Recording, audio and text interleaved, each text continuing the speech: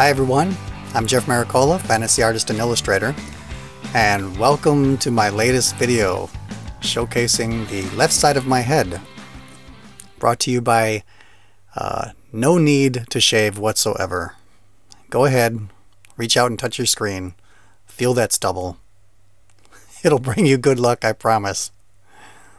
Alright, so on a slightly more serious note, I am working on one of my Groblins card tokens. This one is called a Cat Dragon token. Get it? Cat Dragon? Yeah, if you don't get it, don't worry. It means you don't play card games like Magic the Gathering. And for those of you that don't know, a card token is a marker or an object, in this case a playing card, that a player uses during gameplay to represent something like a creature that isn't already represented by a card in the game. So the creature token I'm creating is a cat dragon, which is supposed to be a mix of a cat and a dragon, but as you can see, I'm having a little fun with a little play on words here. My Groblin is Dragon the cat.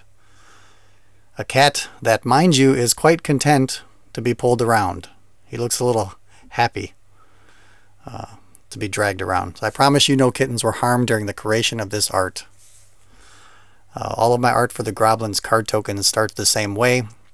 I do a pencil sketch on just regular Bristol paper, and then I break out my Pentel brush pen and do some very simple inking, like coloring book inking. After that, I scan that drawing into the computer and I bring it into Adobe Illustrator, where I use a tracing tool to kind of clean up the line work and everything. And then I just, quite simply, although monotonous, use the pen tool to start coloring my drawing. What's nice about this being in Illustrator, of course, now is that this is vector art, so it's scalable to any size, and the line work will not ever get pixelated because it is vector. I move around the drawing, dropping in, basic color and stuff like this, and creating all these shapes just with the pen tool. Adding some simple shading to the figure. I only do a kind of a two shade thing for all of my Groblins drawings. 2 shades of color. Although I do change the outline, the line work around certain things as well. And you saw some of that happening there with me masking off the sandal on the figure and whatnot. After I'm done with the Groblin character and the cat in Adobe Illustrator, I then export that and bring that into Photoshop, and in Photoshop is where I do all of the background behind the characters. And that's what you see me working on here. Obviously this entire video is sped up. I do not work this fast. I do work fast, but not this fast. I wish I worked this fast. I know we all do. So there was no plan here. I wasn't quite sure where I was going to have this Groblin dragging the cat, or if he was going to be dragging him through the grass, dragging him through the sand at the beach. Really had no plan, just kind of felt it out and see where it was headed. I decided to have him dragging along the sidewalk, and that cat, look at him, he's so cute. He's really happy about being dragged along the sidewalk.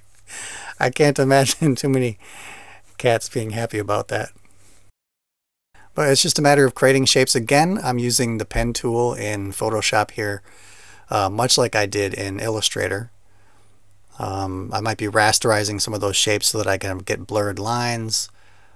I'm using some brushes for some texture, as you can see down on the sidewalk there, and that's really my combination of tools in Photoshop, is the pen tool along with masking off areas with selections and using the brushes, various brushes. That right there, the grass, that's just the standard built-in grass brush that comes in Photoshop.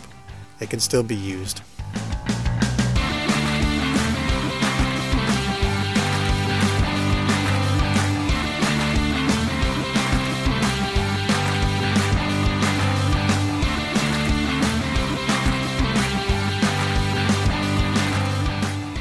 Creating a lamppost.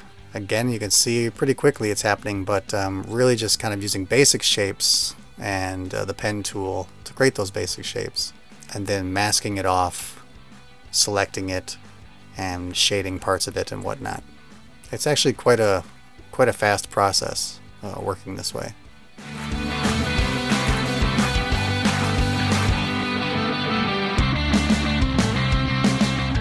So obviously at this point I kind of settled into, I knew what this picture was going to start to look like now here. He's just kind of strolling along the park, and I wanted to have some lampposts, you know, along the pathway.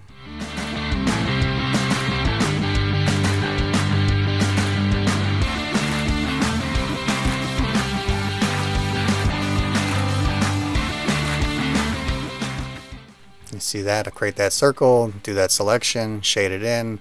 I brought up those shapes from the base. I duplicated the shapes from the base of the light pole to use on the top of it and underneath the glass lamp. Just creating a circle shape there, blur it, rasterize it, and then erase part of it so that I get that kind of secondary shine on that globe.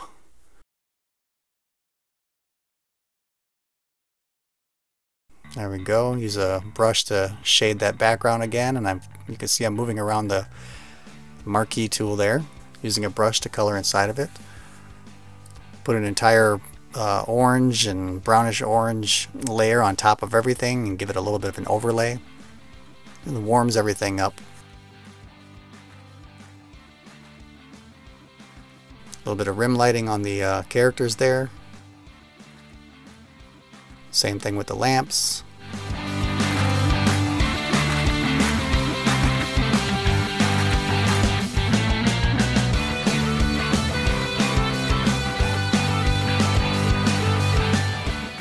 Yeah, it all goes relatively quickly at that point.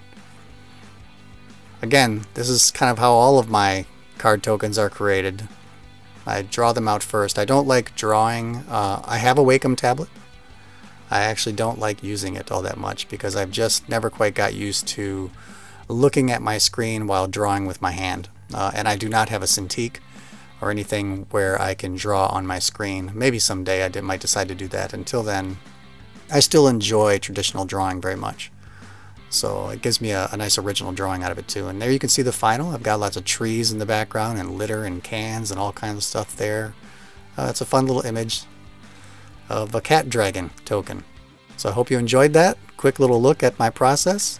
If you want to see more tokens, please hop over to groblins.com because I got lots more over there and promise they're probably a little more funny than this one. Thanks for watching.